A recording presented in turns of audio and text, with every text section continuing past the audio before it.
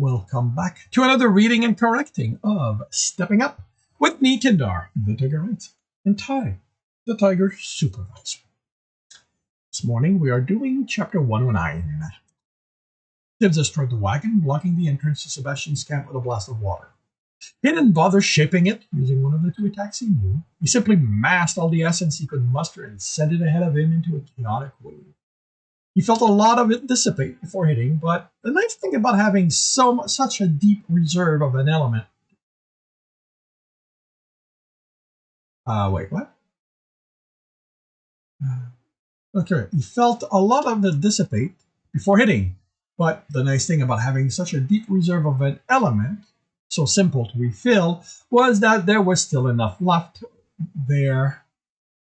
There was still enough left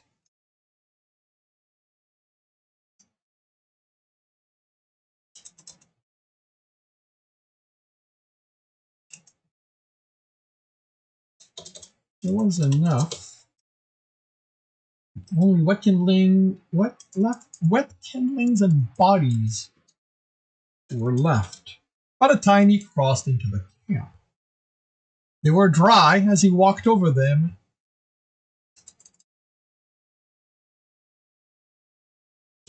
and he pulled the water back into his reserve, as well as that of anyone that came close enough to exchange blows with him. Tibs pushed the disgust he felt at how easy it was to turn them into husks. They chose the wrong side. Now he made them pay. Arrows stopped in the air, glistening with water, and fell. He sent the occasional attack to dissuade the archers, but began hoarding his essence. Sebastian wouldn't fall easily. Finding the man proved easier than Tibs expected. Too easy. He sat on a wooden throne where the road ended at the new forest, which had become the back of the camp. Sebastian wasn't cowering away after the display of power Tibs had shown. He sat there in the large, ostentatious, had to be uncomfortable, chair, with a crystal goblet in one hand and a smile on his lips. Tibs stopped well away from the man. The one standing to his left, and Karina, strung up on a contraption of metal, wood, and ropes, on the muscular man who had a hand. Okay, he stopped well away from the man. The muscular one standing to his left, and Karina, strung up on a contraption of metal, wood, and ropes by that man. Let's make it clear who's where. Who had a hand on the wooden wheel at the side of it. Tibs fought the urge to rush to her rescue. He couldn't sense her, but she looked to have only minor injuries. He couldn't sense them through the odd sense in the air. It wasn't what Genny did to the third floor or what the block of green stone had caused, and it made Tibs cautious. Looking around for what caused it didn't reveal it, but it showed him that while Karina was restrained now, she caused damage before that. Fully loaded wagon that had made walls to control movement within the camp were pushed away. The earth scratched with the motion. Bodies littered under them, flayed by debris from what Tibs could make out. You know what one way to deal with your kind is, Sebastian called over the distance. Exhaustion. Tibs sensed his reserve, closed his eyes, and suffused himself with purity long enough to chase away any trace of that. Sebastian might think he knew everything there was to know about Tibs, but since the guild didn't, the man couldn't. Doesn't matter how powerful you are, he continued as if this was a conversation with a friend instead of it being yelled at a hated enemy. You'll eventually run out of that. Oh, so precious thing none of you can do without stamina. You might be able to call on that essence as long as you want, but if you can't muster the strength to move, well, he motioned to Karina casually. I win. Let her go, Tibs growled. What? Sebastian asked and mused. You're going to blast me with water? You're going to use one of those trinkets the dungeon hands out and throw fire at me, or must my hair with wind? Sip his goblet. Go ahead, try something. Tibs didn't. Learning to keep himself controlled while channeling fire had proved useful when he let it go. He could see Sebastian goading him into acting through his anger, demanding he do so, which meant the man had protection in his place, protections in place. One of the green stone attached to his outfit could be from the shattered block, maybe all of them. He stopped all essence. They stopped all essence use from affecting him. Oof. They stopped all essence from affecting them. So Sebastian would see them as a great first line of defense against Tib or any adventurers. Tib stepped forward. He didn't need essence to kill Sebastian. All he needed was a knife and to be within arm's reach. The man was overconfident enough to let. He crossed half the distance when Sebastian's body language changed, going from relaxed to expectant, and Tibs froze, alert to anything to happen, except what did. Lines of essence sprung out of nowhere around him to latch on his arms and legs as if they were ropes, and Tibs had a fleeting memory of Ratcliffe in his lasso. Then, as the odd sense over the area dissipated, 8 sorcerers stood around him, easily 2 and 0 paces away, each holding one of the line of essence, pulling on it on Tibbs's limb and holding him in place. Each of the sorcerer added the element they used for the line holding him: water, fire, earth, air, corruption, darkness, light, purity. And purity. Sebastian stood and beamed. These sorcerers cost me a fortune, but the assurance you would be powerless, so I could break you is worth the world to me. You think they can keep me from killing you, or what you did to my town? For what you did to my town? For taking my friend and hurting her? Tibbs grinned. For all you know, the dungeon gave me something that lets me use metal, crystal, void. Sebastian's laugh. They really don't teach you. They really don't teach you anything, do they? Haven't you wondered why these 8 elements are called the core elements? Every other element is related to them, a child of sort, and unlike my son, these children listen to their parents, or anyone wielding the parent element.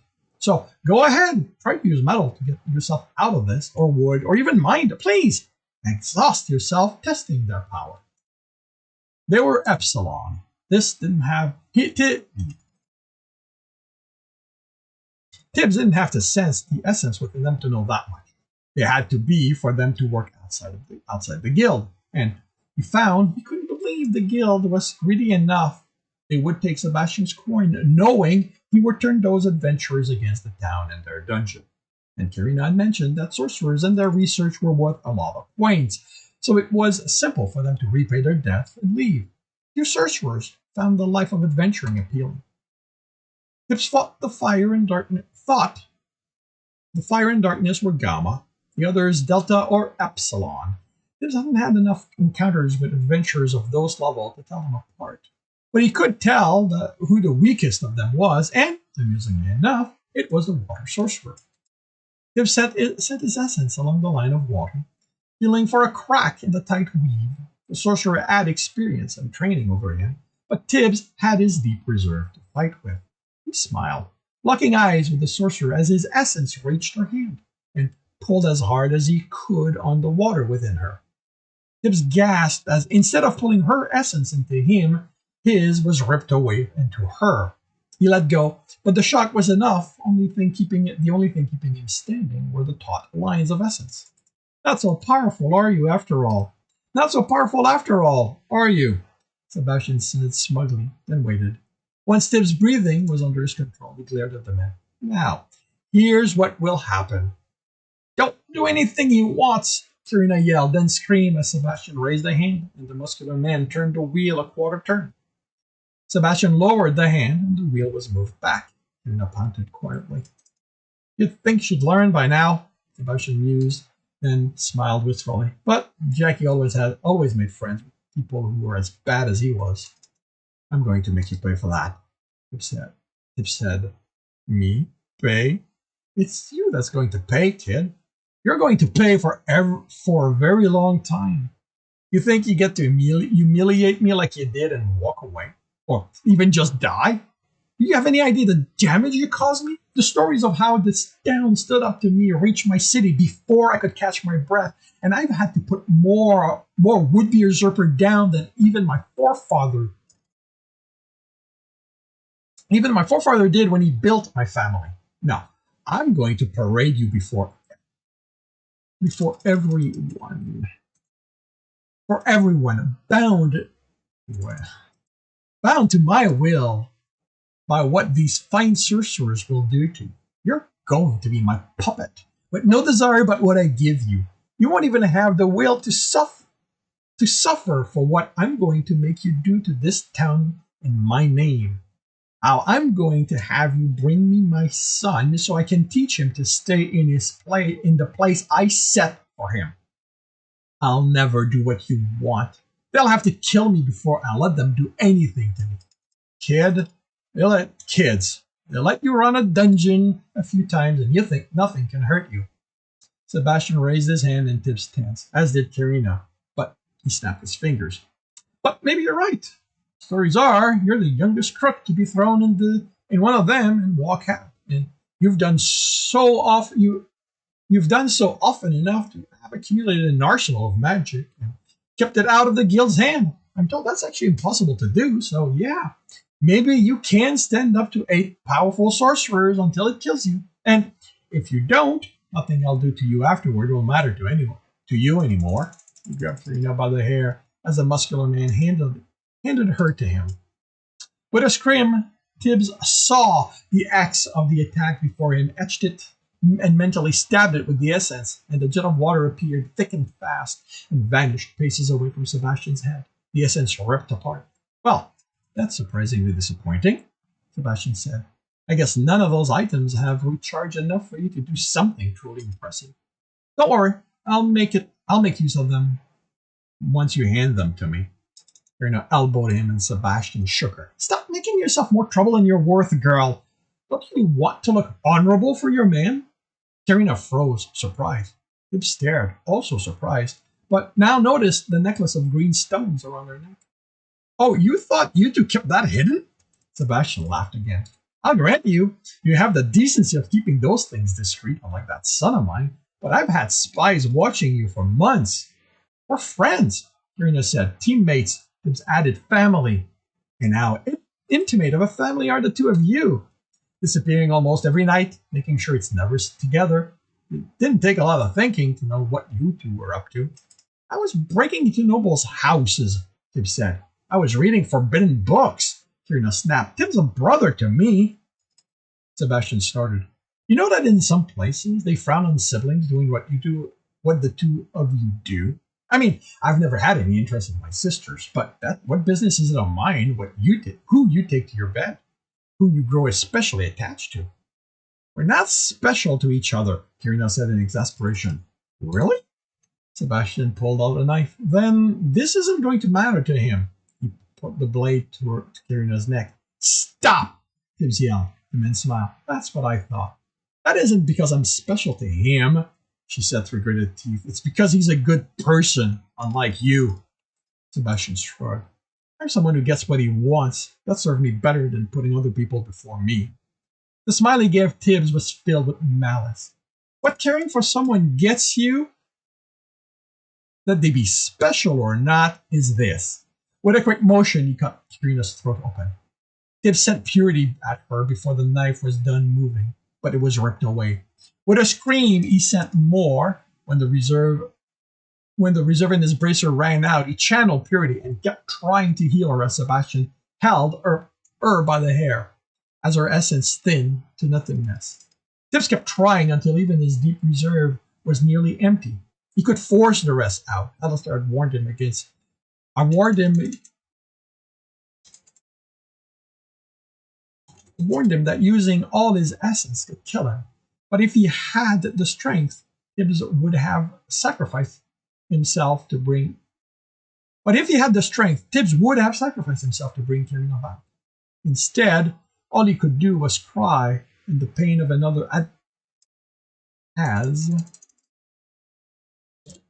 another loss buried itself in his heart. No, he growled. He channeled water, froze the pain where it was, wasn't going to let pain bring him down this time.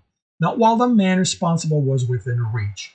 Ice was good for that, stopping emotions from interfering. He raised his head, the tears still falling, but his voice hard. I am going to kill you.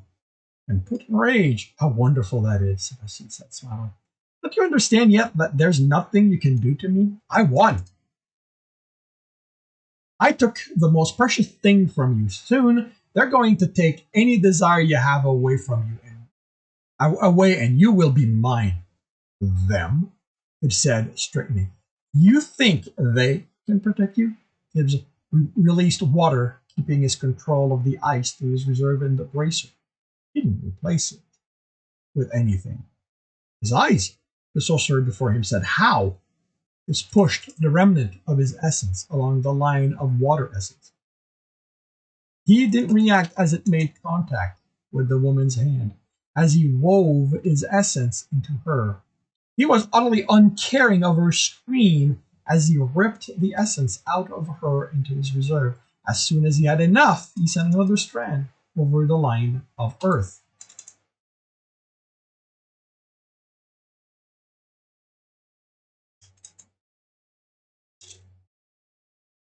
He swallowed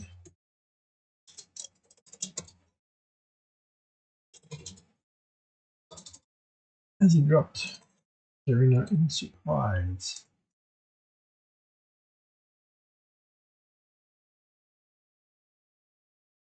Um,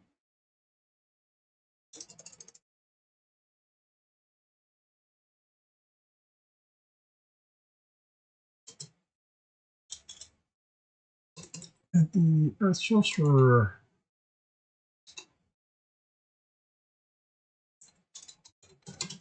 joined the withering woman in screaming. The line of light loosened around his leg, and Tibbs latched onto it. No! He sent his essence along the line, reaching the sorcerer before he could get over his surprised panic. He had his essence reach for each of the sorcerers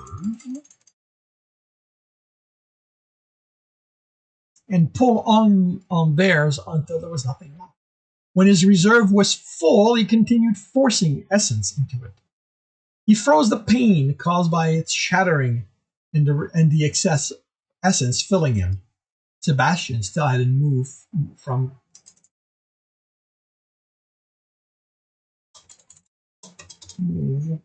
his body next to him.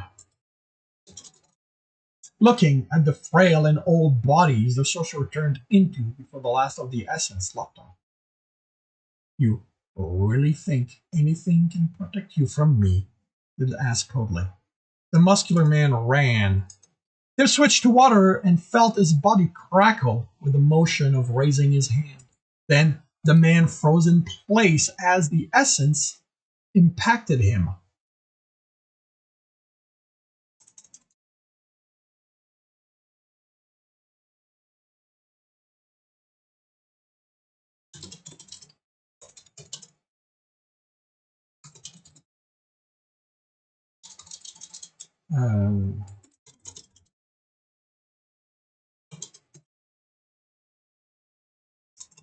Skin gaining a bluish tint. He wobbled, then tipped over and shattered as he hit the ground. Now, Sebastian backed away. No, you don't. The essence didn't impact the man. The green stones dispersed it. Well, that was fine. The green stone dispersed it, but that was fine.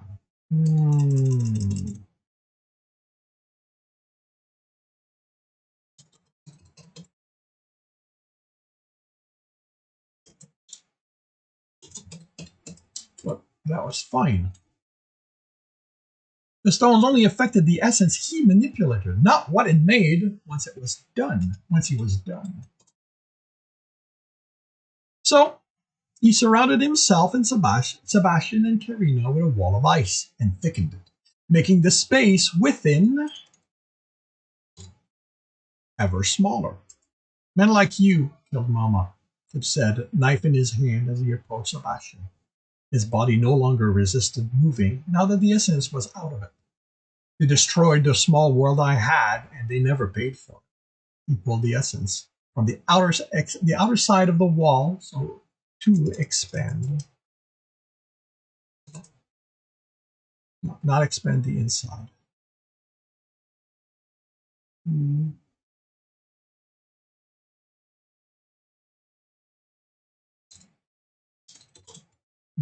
Okay. Inside small. As he stepped to okay. He pulled the essence from the outer side of the wall, continue making the inside smaller as he stepped toward the retreating man. He stored the excess back in his no longer full reserve. I made a new world here, made a family. Karina wasn't special to me like you meant, but she was special. She was part of my world. She was part of my family, and you took her away from that. His smile was emotionless. It's okay. This time I get to make the person responsible pay, and I have all the time to do it. Then I'm going to make anyone who helped you do it pay too. Consider the man. Then I'm going to have it. Them I'm going to have. Them I'm going to have to make it quick because I'm going to take my time with making you pay. Don't, Sebastian said, his voice cracking. A brooch clipped to his chest flashed red, and woven fire essence flew at him. Just batted it away carelessly, then closed the hole it made in the ice wall. I don't care how many enchanted items you have. It's just going to make things go slower. And right now, I want things to go slow. I want you to suffer for a long time. Because once you're dead, I won't be able to make you scream anymore. This concludes chapter 109 of Stepping Up. If you are enjoying this, please leave a like. If you want to read the story, it's available for free on Royal Road. Want to support me and read the whole story at this point, it's on my Patreon. And if you want to listen to me do these live, it's every Tuesday morning, 8 a.m. Eastern Time on Twitch. The links are in the notes. And with that, I shall wish you a good day.